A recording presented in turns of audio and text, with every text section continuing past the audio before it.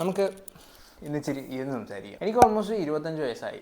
അപ്പം എൻ്റെ ലൈഫിൽ ഞാൻ ഒരുപാട് പൊട്ടത്തരങ്ങൾ കാണിച്ചിട്ടുണ്ട്. കൂടുതലും പൊട്ടത്തരങ്ങളാണ്. ഒരുപാട് നല്ല നല്ല ചോയ്സുകൾ കീപ്പ് ചെയ്തിട്ടുണ്ട്. നല്ല ചോയ്സിൽ പറഞ്ഞാണ് ഈ യൂട്യൂബ് ചാനൽ. പേഴ്സണലി നിങ്ങൾക്ക് ഈ വീഡിയോ നല്ല യൂസ്ഫുൾ ആയിരിക്കും എന്നാണ് എൻ്റെ ഒരു വിശ്വാസം. അതുപോലെ തന്നെ നിങ്ങൾ ഏർലി 20s അല്ലെങ്കിൽ നിങ്ങൾ ടീനേജർ ആണെന്നുണ്ടെങ്കിൽ ഈ കാര്യങ്ങളൊന്നും മനസ്സിൽ വെച്ചിരുന്നാൽ നിങ്ങൾക്ക് വളരെ യൂസ്ഫുൾ ആയിരിക്കും. This will make you stronger. ചിലർക്ക് ഇത് കേൾക്കുമ്പോൾ ഈ ക്രിഞ്ച് എന്തോന്നാണ് ഈ പറയുന്നതൊക്കെ തോന്നിപ്പോകും. പക്ഷേ എന്നാൽ പോലും മനസ്സിൽ വെച്ചിരുന്നാൽ നിങ്ങൾക്ക് ലൈഫിൽ ഏതെങ്കിലും ഒരു എക്സ്റ്റെൻഡ് എത്തുമ്പോൾ നിങ്ങൾക്ക് അത് മനസ്സിലാവും. സോ ഇന്നത്തെ വീഡിയോ ഇഷ്ടമാണെങ്കിൽ നമുക്ക് വീഡിയോ എടുക്കാം. സോ ഫസ്റ്റ് കാര്യം ദ ട്രൂത്ത്. നിങ്ങൾക്കൊരു കാര്യം മനസ്സിലാക്കേണ്ടത് വെച്ചാൽ ലൈഫ് ആകുമ്പോൾ നിങ്ങൾക്ക് ഗുഡ് ഡേയ്സ് ആണ്, ബാഡ് ഡേയ്സ് ആണ്. ബട്ട് എന്നാൽ പോലും നിങ്ങളൊരു ബാഡ് സിറ്റുവേഷനിലാണ്. ഫോർ എക്സാമ്പിൾ പറയുകയാണെങ്കിൽ നിങ്ങൾക്കൊരു ബ്രേക്കപ്പ് ഉണ്ടായി. സോ അതിൻ്റെ പേരിൽ നിങ്ങൾ ചിലപ്പം മാസങ്ങളോളം ഷോക്ക് അടിച്ചെടുക്കും, ചിലർ വർഷങ്ങളോളം ഷോക്ക് അടിച്ചെടുക്കും. അത്രയും ഡേയ്സ് വേസ്റ്റാണ്. സോ നിങ്ങൾ മനസ്സിലാക്കേണ്ട കാര്യം എന്താണെന്ന് വെച്ചാൽ ഈ വേൾഡ് അല്ലെങ്കിൽ ലൈഫ് നിങ്ങൾക്ക് വേണ്ടി വെയിറ്റ് ചെയ്യില്ല. നിങ്ങളൊരു നല്ല സിറ്റുവേഷനിലല്ല എന്നുള്ളത് കൊണ്ട് നിങ്ങൾ ഓക്കെ അല്ല എന്നതുകൊണ്ട് നിങ്ങൾക്ക് വേണ്ടി ലൈഫ് വെയിറ്റ് ചെയ്യാൻ പോകില്ല.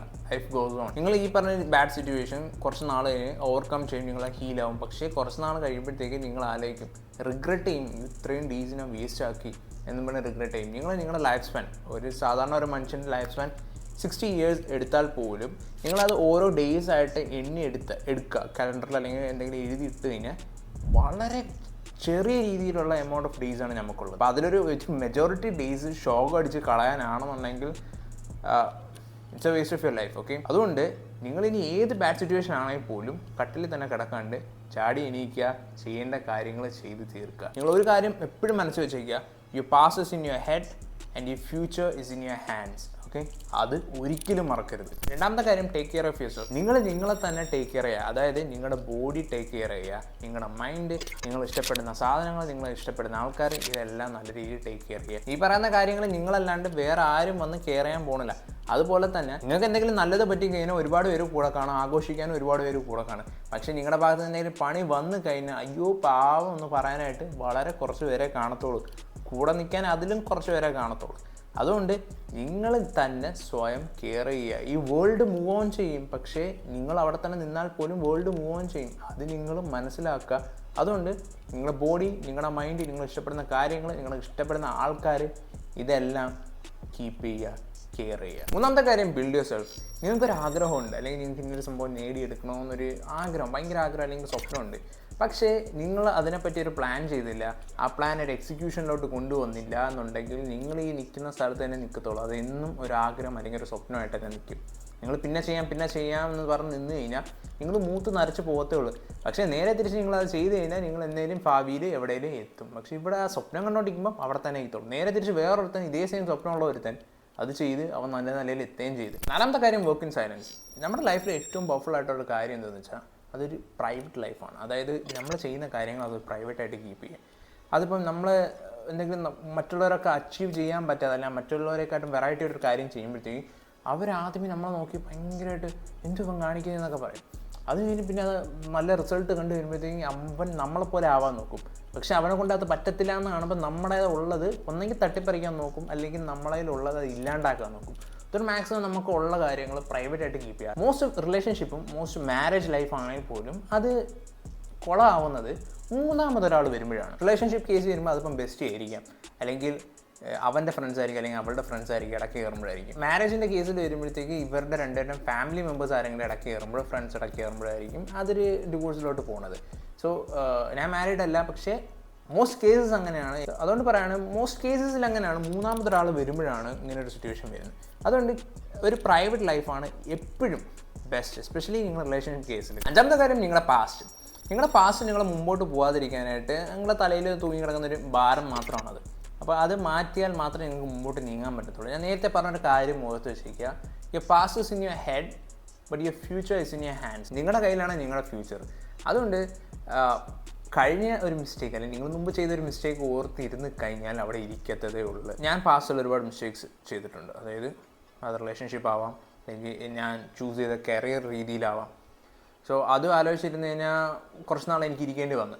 അപ്പം വീണ്ടും അത് തന്നെ ആലോചിച്ചിട്ടുണ്ടെന്ന് തന്നെ എനിക്ക് മനസ്സിലായി ഇതെവിടെയും പോത്തിരുന്നത്. അതുകൊണ്ട് തന്നെയാണ് ഞാൻ ഇഷ്ടപ്പെട്ട കാര്യങ്ങൾ ചെയ്ത് തുടങ്ങിയത്. അപ്പം നിങ്ങൾക്കും അതേ സെയിം സിറ്റുവേഷൻ ആണെങ്കിൽ പാസ്റ്റ് അല്ല നിങ്ങൾക്കുള്ള ഉത്തരം, ഫ്യൂച്ചറാണ് നിങ്ങൾക്കുള്ള ആൻസർ. പക്ഷേ നിങ്ങൾ ചെയ്യേണ്ട കാര്യം പ്രസൻറ്റാണ്. ആറാമത്തെ കാര്യം, ഏറ്റവും ഇമ്പോർട്ടൻ്റ് ആയിട്ടുള്ള കാര്യം, കൂടുതലും ടീനേജേഴ്സും ഏർലി 20s ഇപ്പം കോളേജ് ലൈഫൊക്കെ കഴിഞ്ഞ ചെക്കന്മാർക്ക് വരുന്നൊരു സിറ്റുവേഷനാണ്. നിങ്ങൾക്കൊരു ഗോൾ കാണും, ഒരു ഡ്രീം കാണും, പക്ഷേ നിങ്ങൾ അതിലോട്ട് ഇതുവരെ എത്തിയിട്ടുണ്ടാവില്ല. എന്നാൽ പോലും നിങ്ങളെപ്പറ്റി നിങ്ങൾക്ക് പാരൻസിന് നിങ്ങളെപ്പറ്റി ഒരു പ്രതീക്ഷ കാണും, അവ ഇങ്ങനെ ആവണമെന്നൊരു പ്രതീക്ഷ കാണും, അല്ലെങ്കിൽ സൊസൈറ്റിക്കും ഒരു പ്രതീക്ഷ കാണും. പ്രതീക്ഷയെന്നല്ല, ഒരു അടിച്ചേക്കുന്നൊരു എന്താ പറയുക, ഒരു റൂളാണ്, നീ ഇങ്ങനെ ആയാൽ മതി, ഇല്ലയെന്നുണ്ടെങ്കിൽ ഞങ്ങളുടെ വില പോവും എന്ന രീതിയിലുള്ളൊരു അജണ്ട. സോ അത് നിങ്ങളുടെ ലൈഫിലും ആ ഒരു സിറ്റുവേഷൻ വരും. അപ്പോൾ ആ ഒരു സിറ്റുവേഷൻ വരുമ്പോഴത്തേക്ക് നിങ്ങളുടെ പാരൻസിനോ അല്ലെങ്കിൽ ആ സൊസൈറ്റിക്കോ അല്ലെങ്കിൽ നിങ്ങളുടെ ഫ്രണ്ട്സിനോ ഇവർക്കൊന്നും നിങ്ങളുടെ സെയിം വിഷൻ അല്ല എന്നുണ്ടെങ്കിൽ നിങ്ങളിനി എന്ത് പറഞ്ഞാലും അവരെ തലയിൽ കയറത്തില്ല. അതുകൊണ്ട് നിങ്ങൾക്കൊരു വിഷൻ ഉണ്ട്, നിങ്ങളതിൽ അത്രയ്ക്കും നിങ്ങൾക്കത് വിശ്വാസം ഉണ്ടെന്നുണ്ടെങ്കിൽ അത് തന്നെ ഫോളോ ചെയ്യുക. അത് ഒരു സക്സസ്ഫുൾ ആവും എന്ന് സാധ്യതയുള്ളൊരു സാധനം മാത്രമേ, ഒരിക്കലും നടക്കാത്തൊരു കാര്യത്തിൻ്റെ പിറകെ പോയി കഴിഞ്ഞാൽ പൊട്ടത്തരം തന്നെ. നിങ്ങളുടെ പാരൻസ് നിങ്ങളടുത്ത് ഓരോരുത്തരും പറയുന്നത് അത് നിങ്ങളൊന്ന് രക്ഷപ്പെടണമെന്ന് കണ്ടിട്ടായിരിക്കാം, പക്ഷേ നിങ്ങളുടെ വിഷൻ അതിനെക്കാട്ട് വലുതാണെന്നുണ്ടെങ്കിൽ you have to fight for that. ഇപ്പോൾ എലോൺ മസ്കിൻ്റെ അടുത്ത് പുള്ളിയുടെ പാരൻസ് ഒന്ന് പറഞ്ഞു, മോനെ നീ വലിയ ബിസിനസ് ഒന്നും ചെയ്യേണ്ട, നീ ഓൺട്രപ്രണർ ആവണ്ട, നീ വീട്ടിൽ തന്നെ ഇരുന്നാൽ മതി, അല്ലെങ്കിൽ നിങ്ങൾ മക്ഡോണൾഡ്സ് ഒരു ക്യാഷറായിട്ട് തന്നെ ജീവിച്ചാൽ മതി, അതാ ഞങ്ങൾക്ക് ആഗ്രഹം എന്ന് പറഞ്ഞാൽ പുള്ളി അതേ കണക്ക് ചെയ്യാൻ നിന്നതിനെ ഇന്ന് കാണുന്ന എലോൺ മസ്കിനെ ആർക്കും അറിയത്തില്ലായിരുന്നു. സോ നിങ്ങൾക്കൊരു വിഷൻ ഉണ്ടെന്നുണ്ടെങ്കിൽ അത് അത്ര വലുതാണെന്നുണ്ടെങ്കിൽ അത് ചെറിയ മൈൻഡിനെ പറഞ്ഞാൽ മനസ്സിലാവത്തില്ല. സോ ഏഴാമത്തെ ഒരു കാര്യം, you have to master your emotions. അതായത് നമ്മളെ ലൈഫിലൊരു സിറ്റുവേഷൻ വരും, നമ്മൾ എന്താ ചെയ്യുന്നത് നമുക്കൊരു ഐഡിയ കാണത്തില്ല. അപ്പോൾ ആ ഒരു സിറ്റുവേഷനിൽ നമ്മൾ എപ്പോഴും ഇമോഷൻ ബേസ്ഡ് ആയിട്ട് നമ്മൾ ഓരോ തീരുമാനങ്ങളൊക്കെ എടുക്കും. അപ്പോൾ ഇമോഷൻ ബേസ്ഡ് ആയിട്ട് എടുക്കുന്ന തീരുമാനങ്ങൾ ഒരിക്കലും നല്ലതിൽ അവസാനിക്കത്തില്ല. ചിലപ്പം ഇപ്പം താൽക്കാലികമായി നല്ലൊരു സൊല്യൂഷൻ കിട്ടിയിരിക്കും, പക്ഷെ പിന്നീട് അത് റിഗ്രറ്റ് ചെയ്യും. ഫോർ എക്സാമ്പിൾ പറയുകയാണെങ്കിൽ നമ്മൾ ബ്രേക്കപ്പ് ഒക്കെ കഴിഞ്ഞ് നിൽക്കുമ്പോൾ രണ്ടുപേർക്കൊരു ഗിൽറ്റ് വരും. ആ വരുന്ന ടൈമിൽ അവർ വീണ്ടും ജോയിൻ ചെയ്യും. അപ്പോൾ ആ ബ്രേക്കപ്പ് ആയ എന്തുകൊണ്ടാണെന്ന് അവർ വീണ്ടും ചെല്ലുമ്പോൾ അവർക്ക് മനസ്സിലാവും. അപ്പം അത് ഒരു ഇമോഷൻ ബേസ്ഡ് ആയിട്ടുള്ള റിസൾട്ടാണ്.